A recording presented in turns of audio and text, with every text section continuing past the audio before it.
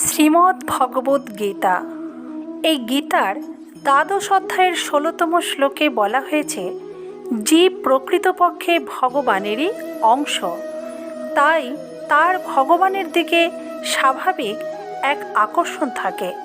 কিন্তু যে ভগবান প্রকৃতপক্ষে অত্যন্ত আপন, তাকে মানুষ নিজের বলে না মেনে মন, বুদ্ধি, ইন্দ্রিয়, শরীর, আত্মীয় স্বজন, যেসব বস্তু নিজের নয় সেগুলিকে নিজের বলে মনে করে।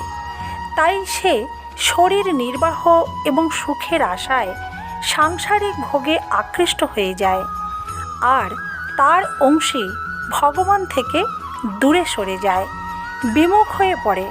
কারণ বিনাশীল ভোগাদিতে আকৃষ্ট হওয়ায় মনে হয় তারা ভগবানের থেকে অনেক দূরে, কিন্তু প্রকৃতপক্ষে তা নয়।